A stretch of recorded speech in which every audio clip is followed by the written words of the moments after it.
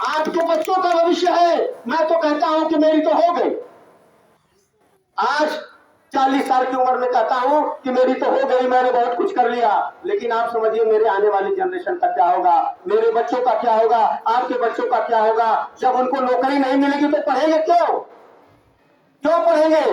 आज लोगों को एक दिखता है कि पढ़ लिख लेंगे तो नौकरी मिलेगी। जब वही सपना टूटा हुआ रहेगा तो पढ़ने की जरूरत क्या है? लेकिन ये पढ़ाई पर भी बहुत बड़ा आघात कर रहे हैं। ये पढ़ाई पर भी बहुत बड़ा आघात कर रहे हैं। जब 2012 में 2012 से 17 के बीच जब आदरणीय अखिलेश यादव जी मुख्यमंत्री थे, उन्होंने जियो लाया था, जीरो फीस का। वो जियो ये था कि कोई भी लड़का जब एडमिशन कराने जाएगा बीएड में, बीटीसी में, इंजीनियरिंग में, एमबीबीएस में, कोई भी पढ़ाई करने जाएगा तो जीरो फीस में उसका एडमिशन होगा। मतलब कि उस समय उसको फीस नहीं देनी है। कितना आराम था। आज एक किसान का लड़का पढ़ने जाता है, अगर उसको 50,000 1 लाख रुपया एक साथ इकट्ठा करके एडमिशन के लिए जब फीस देना पड़ता है तो उसको कितनी तकलीफ होती है, मैं इसको समझ सकता हूं कि मैं भी उसी बैकग्राउंड में रहा हूं। मैं 12,000 रुपया हमारी इंजीनियरिंग की फीस साल की लगती थी, उसको देने में दिक्कत होती थी, तो आज 1 लाख रुपया देने में कितनी दिक्कत होती होगी, मैं उसको समझ सकता हूं, क्योंकि मैं वो दिन देखा हूं। आज ये सरकार लोगों को पढ़ाई से भी रोकना चाहती है। शिक्षा का व्यवसायीकरण इस लेवल पे कर दिया है कि आप अपने बच्चे को पढ़ा भी नहीं सकते हो। एक तरफ देखिए नौकरी से वंचित करने के लिए सारे पीएसयू को बेचते जा रहे हैं। देश आजाद होने के बाद तकरीबन 500 पीएसयू बने थे, पब्लिक सेक्टर अंडरटेकिंग बना था, जिसको बेचते बेचते मुझे लगता है 70-75 और बचा है, जिसमें अभी LIC वगैरह है। ये सब बिकने वाला है, सब लाइन में लगा है। इसको रोकना होगा। रुकेगा कैसे? रुकेगा तभी जब भारतीय जनता पार्टी और इसकी तानाशाही सरकार को उखाड़ के फेंकेंगे। मैं कहना चाहता हूं दोस्तों, आप ये ना समझना कि आप माननीय अखिलेश यादव जी के लिए कर रहे हो। आप ये समझो कि आप अपने बच्चों का भविष्य बनाने के लिए अखिलेश यादव को मुख्यमंत्री बनाने जा रहे हो 2022 में। आपको ये समझना पड़ेगा दोस्तों। मैं इसलिए समझ पाता हूं कि मैंने देखा है, मैंने बहुत, आज भी मैं संघर्ष करता हूं, आज भी देखता हूं कि किस तरीके से उत्तर प्रदेश और देश में काम चल रहा है। आपको हर तरीके से गुमराह करने की कोशिश करते हैं। मैं कहता हूं या 7 किलो पता नहीं कहां यहां होंगे हमारे गोटेदार, 7 किलो अनाज वगैरह मिल रहा है लोगों को। उस अनाज में जितने अनाज की कीमत नहीं है उससे ज्यादा उस झोले की कीमत है। कहने का मतलब यह है कि हमारे प्रधानमंत्री जी माननीय Narendra Modi ji, he is a man of marketing, he is a man of marketing. कैसे मार्केटिंग की जाती है, कैसे किसी चीज को बेचा जाता है, ही नो इट वेरी वेल, और यही मार्केटिंग करते हैं वो। मैं कहता हूं कि उन्होंने जितनी योजनाएं इस देश में चलाई थी, मैं एक एक का पोस्टमार्टम करने की हैसियत रखता हूं, एक एक का पोस्टमार्टम करने की बारे में जानता हूं, मैं आपको बता सकता हूं दोस्तों। वो केवल और केवल मार्केटिंग करते हैं।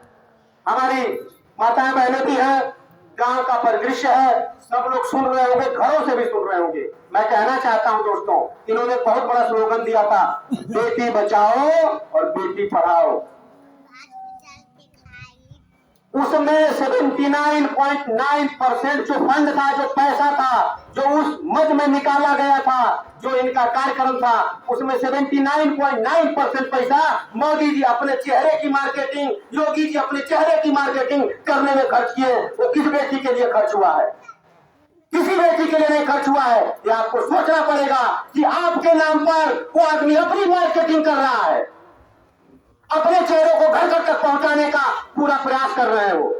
ये आपको सोचना पड़ेगा। वो पैसा आपकी बेटी के लिए था, मेरी बहन के लिए था, लेकिन वो पैसा माननीय प्रधानमंत्री जी ने अपना चेहरा, योगी जी का चेहरा मार्केटिंग करने के लिए पूरे प्रदेश और देश में खर्च किया है। आपको जानना पड़ेगा, आपको पता नहीं होगा। मैं बताना चाहता हूं, ये ऑथेंटिक न्यूज है, सत्यापित खबर है। ये 79.9% पैसा उसका इन्होंने अपनी मार्केटिंग में खर्च किया। तो क्यों कहा कि बेटी पढ़ाओ बेटी पढ़ाओ? उतना पैसा आप ऐसे दे दिए होते तो बहुत सारे लोग अपनी बेटियों को BEd, MA, MCA कराए होते, उनको नौकरी मिलती। लेकिन इनका ऐसा कोई उद्देश्य नहीं। आप देखते होंगे कभी कभी सोशल मीडिया पे खबर आती है कि लखनऊ में हमारी बहनों को, हमारे भाइयों को जो रोजगार मांग रहे हैं, जो अपनी नियुक्ति के लिए, टीचिंग के लिए रोजगार मांग रहे हैं, उनके ऊपर रातों रात लाठीचार्ज की जाती है, उनकी पिटाई कर दी जाती है। बहुत कम मीडिया चैनल आपको दिखाते हैं। तो आपको सोचना पड़ेगा कि बेटी बचाओ और बेटी पढ़ाओ का क्या स्लोगन है इनका, किस तरीके से ये जगलर लोगों को गुमराह करने की कोशिश करते हैं। आज इनके पास कुछ है नहीं दोस्तों, कुछ नहीं है। इनके पास एक ही कार्ड बचा हुआ है, वो धर्म का कार्ड। आप देखिएगा, आपको हमारे बहुत सारे मुस्लिम भाई, हिंदू, सब लोग यहाँ बैठे हुए, मैं कहना चाहता हूँ, आपसे आग्रह करना चाहता हूँ कि इस साजिश से सावधान रहना, इस साजिश से सावधान रहना। जब इनका कोई चारा नहीं चलेगा तो हिंदू मुस्लिम करेंगे ही करेंगे। लेकिन हम आप सबसे आग्रह करते हैं कि इस बात को समझिएगा। अभी भी इनका मन नहीं मानता है तो राम मंदिर की बात लेके बैठ जाते हैं। मैं चाहता हूं कि राम मंदिर योगी जी ने बनाया है, मोदी जी ने बनाया है। उस मंदिर को हमारे बाबा साहब डॉक्टर भीमराव अम्बेडकर के संविधान ने बनाया है। उस संविधान की देन है कि आज मंदिर बन रहा है। और वो गुमराह करने की कोशिश करते हैं कि अखिलेश यादव की सरकार आएगी तो मंदिर बनना रुक जाएगा। मैं कहता हूं जालिमों, लोगों को गुमराह मत करो। लोग समझने लगे हैं आपकी चाल को। वो मंदिर कोर्ट के आदेश से बन रहा है। इस देश का कोई भी इंसान उस मंदिर को बनने से नहीं रोक सकता है। आप लोगों को गुमराह करने की कोशिश मत करिए। और आप लोगों को कहना चाहता हूं कि हमारा गांव है, खटिकों का गांव है, चौहान है, चमार है, यादव है, मुसलमान है, सब बिरादरी, सब बहुत सौहार्दपूर्ण रहता है। और मुझे लगता है कि कोई ऐसा घर नहीं होगा जिसके घर में मंदिर नहीं होगा। कोई ऐसा घर नहीं होगा जिसके घर में मंदिर नहीं होता है, जो पूजा नहीं कर रहा होता है। तो आप राम मंदिर के नाम पे गुमराह होने की जरूरत आपको नहीं है दोस्तों। आपको समझना पड़ेगा इस बात को। आपको कोई ऐसे गुमराह क्यों कर सकता है कि राम मंदिर नहीं बनेगा? अरे मेरे घर में मेरा मंदिर है, मेरा भगवान उसमें रहता है, मैं उसको रोज अगरबत्ती दिखाता हूँ, पूजा करता हूँ। तो आप भगवान को बांटने की कोशिश क्यों कर रहे हो? भगवान यहाँ छोटा और बड़ा कहां से हो गया? तो आपको बिल्कुल गुमराह होने की जरूरत नहीं है दोस्तों।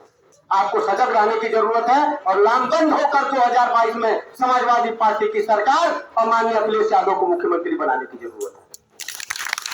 वो इसलिए मैं फिर कहता हूं कि आप कभी सपने भी मत सोचिए कि आप अखिलेश यादव जी के लिए काम कर रहे हो, माननीय अखिलेश यादव जी को मुख्यमंत्री बनाने के लिए काम कर रहे हो। आप ये सोचो कि आप अपने बच्चे का भविष्य बनाने के लिए ऐसी जालिम सरकार को उखाड़ के फेंकने का काम कर रहे हो। ये मन बनाओ। और इनकी सरकार में बता रहा हूं, अभी हमारे संसदीय प्रकोष्ठ के लोग इतने बहुत इंटेलिजेंट है, इनको सब पता है, अपने गाने में सब कुछ कह देते हैं लोग। अभी हमारे गायक महोदय कह रहे थे उज्ज्वला योजना, मैंने आपको एक वर्ड कहा था, he is a man of marketing and sales, he is a man of marketing and sales. Ujjwala Yojana के बारे में आपको बता देता हूं। उज्ज्वला योजना, मैं सही कहता हूं कि जब किसी बिजनेस को बड़ा करना हो तो सबसे पहले उसके मार्केट को बड़ा किया जाता है। जब मार्केट बड़ा होगा तो बिजनेस भी बड़ा होगा, टर्नओवर भी बड़ा होगा और पैसे भी बहुत कमाए जाएंगे। दोस्तों, मैं आपको समझाना चाहता हूं वो कैसे होता है।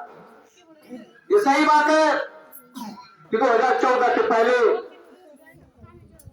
कम लोग कम लोग गैस पे खाना बनाते थे, ये सही बात है।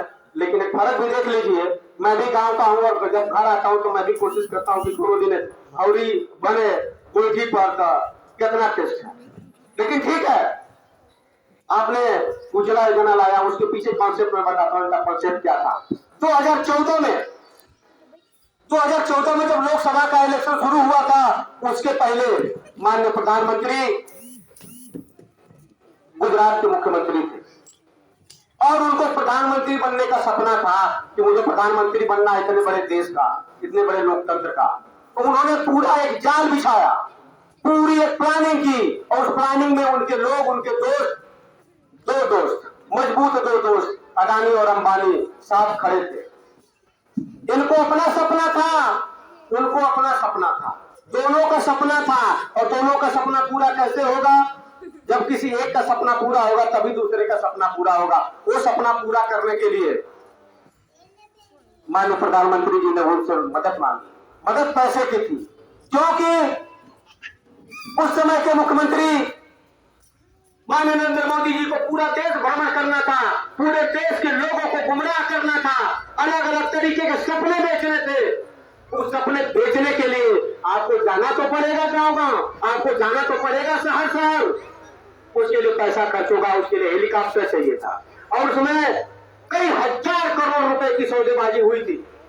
और उस सौदेबाजी में उन लोग इनके साथ खड़े हुए, उन लोगों ने हेलीकॉप्टर और तमाम साधन मीडिया के माध्यम से, मीडिया चैनलों के माध्यम से सारे साधन प्रोवाइड कराए और माननीय प्रधानमंत्री बने 2014 में। उसके बाद खेल शुरू हुआ, उज्ज्वला योजना का खेल शुरू हुआ। वो खेल ऐसे शुरू होना था क्योंकि जब माननीय मोदी जी प्रधानमंत्री बने तो गैस का मार्केट छोटा था, जो गैस डिस्ट्रीब्यूशन था, जो गैस डिस्ट्रीब्यूट होती थी उसका मार्केट छोटा था। इंपॉर्टेंट पहले यह था कि उसको मार्केट को पहले बड़ा कैसे करना। जब मार्केट बड़ा होगा तभी टर्नओवर बड़ा होगा, जब टर्नओवर बड़ा होगा तभी कमाई ज्यादा होगी। इनका टारगेट हुआ पहले लोगों को गुमराह करो कि फ्री का दे रहे हैं सिलेंडर। कितने लोग फ्री में भरा रहे हैं भैया? मुझे तो नहीं लगता उस समय 400 में मिलता था, अभी 1100 या 1000 में मिल रहा। कितने लोग फ्री में बना रहे हैं? कोई नहीं फ्री में भरवा पा रहा है। मैं गलत कर रहा हूं तो आप सब कहिएगा। मैं आप लोगों की बात कर रहा हूं, ये आप लोगों को किस तरीके से गुमराह करते आ रहे हैं, किस तरीके से आप लोगों को गुमराह करते आ रहे हैं। बड़ी बड़ी रैलियां होती थी जिसमें लोगों को बुलाया जाता था, उज्ज्वला योजना का सिलेंडर दिखाया जाता था कि फ्री में जा रहा है, फ्री में जा रहा है। पूरे देश में घूम घूम के इस कार्यक्रम को लॉन्च किया गया और घर घर तक इसको पहुंचाने का काम करके मार्केट को बड़ा बनाया गया। आप समझिए आपको क्या फायदा हुआ? आपको फायदा यह हुआ कि अब 400 का सिलेंडर 1100 में खरीद रहे हो, लेकिन माननीय प्रधानमंत्री जी को क्या फायदा हुआ और मैं बताता हूं आपको। घर घर जब सिलेंडर पहुंच गया उसका मार्केट बड़ा हुआ, मार्केट बड़ा हो गया। दूसरा पैटर्न पहले उसका था, इस देश में गैस बनाने वाली जितनी कंपनियां थी वो सब सरकारी कंपनियां, सारी की सारी सरकारी कंपनियां थी और उनको माननीय नरेंद्र मोदी जी की सरकार और भारतीय जनता पार्टी की सरकार ने नहीं बनाया था। दोस्तों ये समझना पड़ेगा। अब मार्केट बड़ा हो गया, लोगों को घर में गैस पहुंचने लगी। अब इनके दोस्तों को फायदा कैसे होगा? जो उन्होंने वादा किया था वादा कैसे पूरा होगा? वो वादा पूरा करने का काम शुरू हुआ, पीएसयू को बेचने का काम शुरू हुआ। बीपीसीएल हिंदुस्तान की सबसे बड़ी कंपनी है, भारत पेट्रोलियम इंजन, इन सारी कंपनियों को बेचने का काम शुरू हो गया। खरीदेगा कौन? अदानी और अंबानी। इन्हीं लोगों ने पैसा लगाया था 2014 में इनके लिए। आप साजिश को समझने की कोशिश करिए। जो आप लोगों को गुमराह किया गया, आप लोगों को गुमराह करके वोट लिया गया और माननीय नरेंद्र मोदी जी प्रधानमंत्री बन गए। जब उनको दिख जाएगा तो जो 400 रुपया आप देते थे हर महीने, इनको 1100 रुपया देना पड़ेगा। फर्क कितना? 700 रुपया। 700 रुपया एक एक परिवार से 700 रुपया अगर उनके खाते में जाएगा, हमारे देश की जनसंख्या आज कम से कम 130-140 करोड़ होगी। और उसमें से मैं कहता हूं कि 70-80 करोड़ लोग भी ये गैस सिलेंडर महीने का यूज कर रहे हो, तो मल्टीप्लाई करके देख लीजिए। खाली 700 से 400 छोड़ दीजिए, उसकी कॉस्टिंग 400 छोड़ दीजिए, 700 से मल्टीप्लाई करके देखिए कि अपना दोस्ती और अपना वादा निभाने के लिए, आम जनता का खून चूसने के लिए ये भारतीय जनता पार्टी कैसे साजिश की। ये आपको सोचना पड़ेगा। ये चीज आपको दिखाई नहीं देती है। जो 700 का सिलेंडर, 400 का सिलेंडर आपको 1100 रुपए में बेच दिया गया। ये जनता के हित की बात है? आप लोग बताइए, आपके हित की बात है ये? पिछले 2 सालों में कोरोना काल में लोगों की कमाई कम हो गई, लोगों का इनकम कम हो गया, लेकिन महंगाई रुकी नहीं रुकी। तो आपको खून चूसने के लिए कार्यक्रम पूरा चल रहा है। पेट्रोल और डीजल जिस हिसाब से बढ़ा है, कौन दे रहा है? ये आप दे रहे हैं। और उसमें 2000 रुपया दे के लोगों को गुमराह करने की पूरी कोशिश हो रही है कि 2000 रुपया दो और उनको गुमराह किया, फ्री में 2000 मिल गया, अरे मोदी जी दे रहे हैं। इसको सोचने की जरूरत है कि क्या 2000 रुपया में आपका भला हो पाएगा? आपका तो हो गया, आपके बच्चों का होगा? नहीं होगा। आपके बच्चे पढ़ पाएंगे? नहीं पढ़ पाएंगे। ये आप लोगों को सोचने की जरूरत है दोस्तों। इसलिए मैं आपसे कहना चाहता हूं कि कभी सपने भी मत सोचिएगा, सपने में भी मत सोचिएगा कि आप समाजवादी पार्टी और आदरणीय अखिलेश यादव जी को परेशान कर रहे हो। ये आप अपने लिए काम कर रहे हो, अपने आने वाली जनरेशन, अपने बच्चों के लिए काम कर रहे हो। ऐसी जुल्मी तानाशाही सरकार को उखाड़ के फेंकने का काम आप करिए, नहीं तो आप अपने बच्चों का भविष्य नहीं बचा पाएंगे। आज की एक बात बताता हूं दोस्तों, सब लोग जान ही रहे हैं कि मैं सोनकर समाज, खटिक समाज से बिलोंग करता हूं। एक घटना आज की मैं बताता हूं आपको। आज मऊ में भारतीय जनता पार्टी का युवा सम्मेलन चल रहा है। पार्टियों की मीटिंग और सम्मेलन तो चलते रहते हैं, सबके चलते हैं, उस पर कहने का हक नहीं होता है, लेकिन मैं इसलिए कह रहा हूं क्यों आपको बताना चाहता हूं कि भारतीय जनता पार्टी जो कहती है वो बिल्कुल नहीं करती। एक मैं अपने समाज के लड़के का बात करना चाहता हूं जो कोपागंज का है, अरविंद सोनकर। वो भारतीय जनता पार्टी की जो युवा विंग है, उनकी युवा मोर्चा जिसका आज कार्यक्रम हो रहा है, उसका मंडल का उपाध्यक्ष है। एक महीना पहले, मैं इस बात को इसलिए कह रहा हूं कि हमारे बहुत सारे खटिक भाई यहां बैठे हुए हैं। एक महीना पहले बहुत दर्दनाक एक्सीडेंट हुआ था और कम से कम 10 दिन तक कोमा में था, उसको होश नहीं आया था। आज सुबह 7 बजे मैं जाके उससे मिला हूं प्रकाश हॉस्पिटल मऊ में। उसको देख के मेरे को बहुत दर्द हुआ, बहुत कष्ट हुआ, मुझे रहा नहीं गया। उसके पिताजी 10 दिन पहले मुझे फोन किए किसी से नंबर लेके कि बाबू हम लोगों को मदद चाहिए, और मदद इसलिए चाहिए थी उनको कि मैं भी खटूक हूं, वो भी खटिक है। हालांकि तब कि मैं समाजवादी हूं और उनका बेटा भारतीय जनता पार्टी का जो मंडल अध्यक्ष है। जब उनका फोन आया, मैंने कहा चाचा जितनी मदद मेरे से हो सकती है, मैं अडानी अंबानी तो नहीं हूं, लेकिन जितनी मदद हो सकती है मैं करूंगा। मैं अपने भाई को और अपने साथियों को भेज के उनकी मदद कराया। लेकिन आज जब मैं उसको देखा हूं तो मेरे को बहुत दर्द हुआ है। और फॉर्चुनेटली आज जो इनकी मीटिंग हो रही है, जो युवा सम्मेलन हो रहा है, उसको देख के और कष्ट हुआ कि इनकी पार्टी का एक युवा होनहार, उस हमारे खटिक समाज का लड़का आज जीवन और मृत्यु के बीच जूझ रहा है और भारतीय जनता पार्टी का एक भी नेता कार्यकर्ता उसकी मदद करने के लिए नहीं खड़ा है। तब ये धोखा है, तब ये धोखा है समाज के साथ और सब युवाओं के साथ। और जो रैली कर रहे हैं युवा सम्मेलन, उन सब नौजवानों के साथ।